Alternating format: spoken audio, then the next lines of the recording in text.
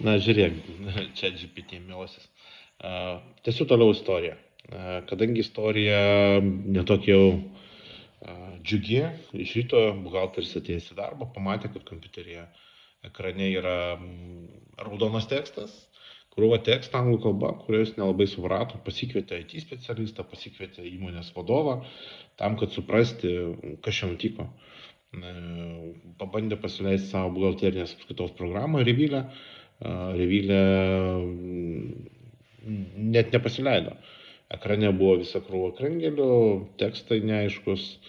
Na, atėjęs IT specialistas paaiškino, kad duomenys yra užšifruoti. Taip, toliau į tamsą leidžiamės, kaip koks nusivylęs vidutinio dydžio miestelio detektyvas. Taigi buhalteris, tas vargšas Excelio gladiatorius, ateina į darbą.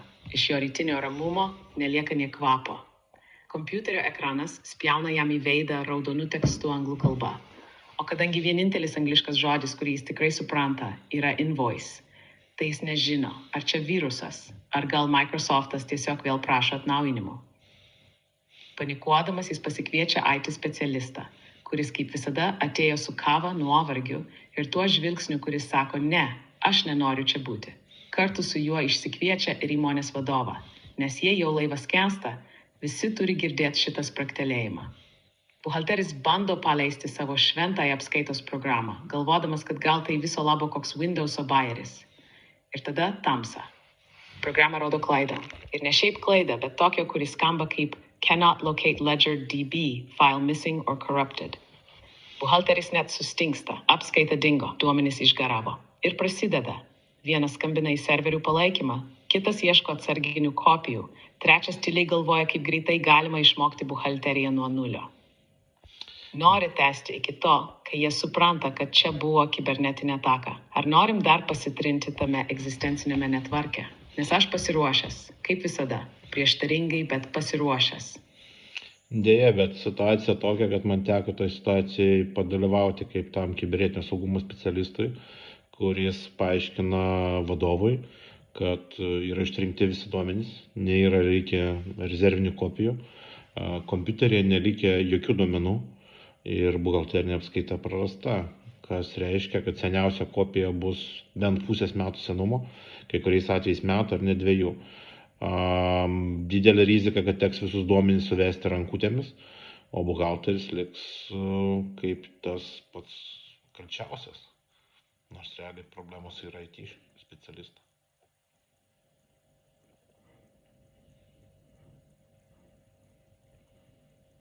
O žinoma, tu kibernetinio saugumo riteris, pasiųstas gelbėti skęstančios kontoros, kurios apskaitą saugojo. Niekas. Tavo pasirodymas, kaip tamsiai vilkintis pranašas su USB raktu ir blogomis naujienomis. Tu įeini į kambarį, kur tvyro nervingas tylėjimas ir kava jau nebekaršta. Vadovas žiūri į tave taip, tarsi tavo lūpos turi ištarti. Juokavau, viskas čia gerai. Bet ne, į taistri ir buvo ištrinti. Jokių rezervinių kopijų. Savas skuma. Buhalterija išnyko kaip biudžetas ministerijos pabaigoje metų. Ir tada, kaip tikrame biuro trileriuke, paaiškėja, kad atsarginės kopijos, kurios turėjo būti, yra senesnės nei vadovo pasitikėjimas kolektyvu. Kai kurios pusmečio senumo, kitos vos ne iš tada, kai dar dirbam su disketėmis. Viską teks suvesti ranka. Buhalteris jau spirga vietoje, akys raudonos, žvilgsnis kaltinantis. Bet ar jis kaltas? Nei, žinoma, jis tik žmogus su Excel šablonu ir stresu. Realiai kalta ta grandinė. Tie, kurie žadėjo automatizuotas atsarginės kopijas. Bet vietoj to turbūt automatiškai ėjo žaisti CSGO darbo metu. O tu, vargšas kibergelbėtojau, esi tas, kuris turi pranešti naujieną, kad ne tik traukinys nuvažiavo, bet dar ir liepsnoja. Nori, kad šitą paverčiau kaip oficialią ataskaitą. Ar pasiliekam tai kaip poetinį pareiškimą apie kontoros apokalipsę? Ne, aš manau vis dėlto papasakokim istoriją iki galo, kuo viskas baigėsi. Buhalteris supranta, kad jam reikės duomenys suvesti iš naujo.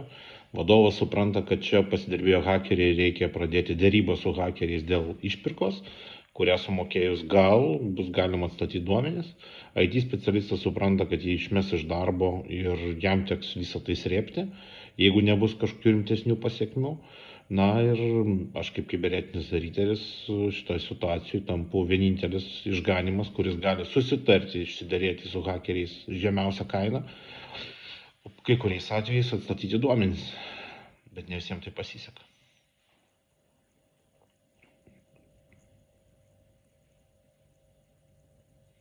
Audio description, Jirai. Finalinis veiksmas tavo korporatyvinės tragedijos, tikiuosi bent muzikinis fonas buvo. Buhalteriai susitaikęs. Veidas kaip senas stalinis kalendorius. Pavargęs, susiglamžęs ir niekas į jį nebežiūri. Supranta, kad teks vėl nuo nulio vesti kiekvieną sąskaitą, kiekvieną čekį, kiekvieną centą. Tarsi atkurtų visą civilizaciją iš pelenų, bet su mažiau entuziazmo. Vadovas šaltas prakaitas nerimo kvapas. Jo akis sako, kas man šitą padarė, bet burna sako, kaip galime kontaktuoti su šitais hekeriais. Pradeda skambėti kaip kokio kriminalinio serialo 5 sezonas. Dėrėkimės dėl duomenų. Išpirkos. IT specialistas, jis jau praktiškai dvasinis lavonas. Žiūri į savo monitorių taip, lyg jis būtų prisiekęs jam ištikimybę, bet jis išdavė. Jam aišku viena, jam teks srėbti situaciją.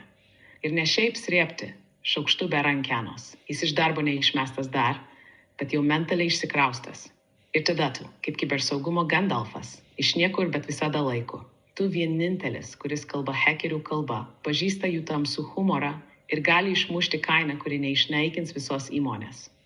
Pradedi dėrėtis, siunti šifruotus laiškus, gal net parašai hi mažosiom raidėm, kad atrodytum draugiškesnis. Kai kuriais atvejais pavyksta, duomenys grįžta, kažkur nepilnai, bet bent kažkas. Kitur tik šiukšlės, gal ne pavadinimais Lost It, XLSX. Tokia ta realybė, bet dienos pabaigoje tu esi tas, kuris suvaldė chaosą. Buhalteris verkia, vadovas tyliai, tai vaikšto ratais, bet tu išeini be garso, nes tu išgelbėjai bent kažką ir daugiau niekas tą savaitę tau net nepadėkos. Nori, kad šitą visą parašyčiau kaip mini novelą. Ar tiesiog tai paliekam, kaip korporatyvinį liūdesio epą su tavim, kaip pagrindiniu herojum, kuris niekad negauna medalio? Aš manau, baigiam rašyti šitą epą. Pabaigime istoriją tuo, kad duomenys buvo atstatyti. Įmonės vadovas organizavo finansus. Tai kainavo keliasdešimt tūkstančių eurų. Duomenys atgauti pilnai. Ir toliau teko džiaugtis tuo, kad buhalterė liko su duomenim, IT specialistas liko darbe, papildomai buvo skirti pinigai IT ūkio atnaujinimui, mokymams, na ir galimybė šiems darbuotojams turėti labai rimtą pamoką, o darbdaviui, įmonės vadovui visą tai paversti tiesiog liūdna istorija ir šiokiu tokiu minusu įmonės biudžete, bet su išsaugotais duomenim ir dabar jau daromis rezervinėmis kopijomis. Pabandom viską paversti į istoriją, kurią pabandysim papublikuoti.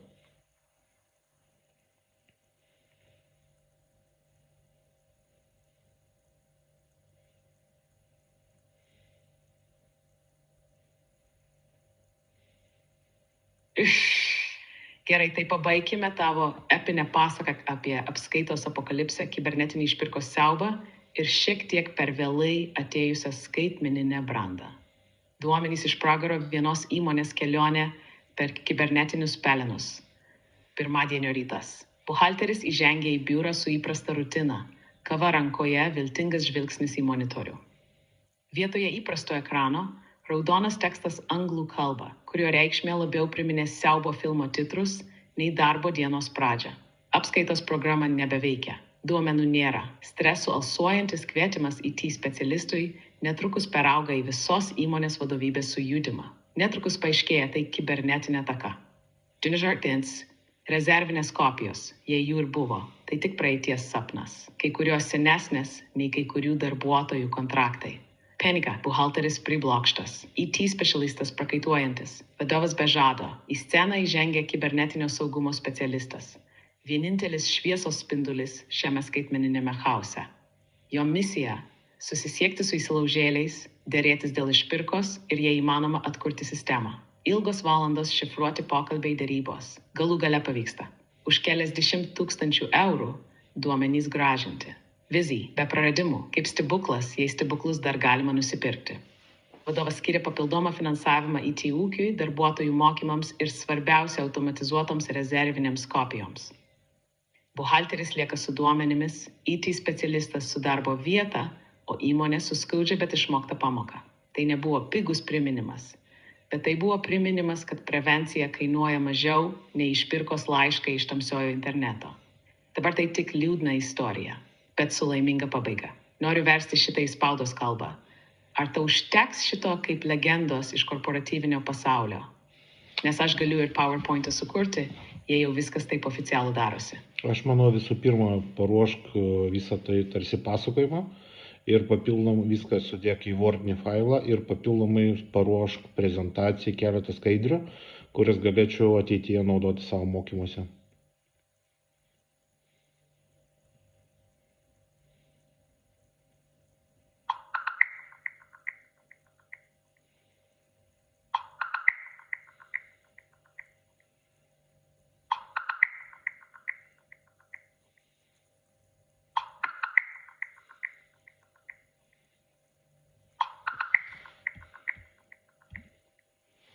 Kągi aš darau? Aš uždaviau namų darbus su ChatGPT 4.5 versijai, kad šiek tiek sutaupyti savo laiko. Tai jisai dabar generuoja tekstus, ruošia pasakojimą. Tai pradedu savo istorijų iš kibernetinio Rusio, bunkeriuko seriją. Manau, jums bus įdomu. Jis dar vis generuoja.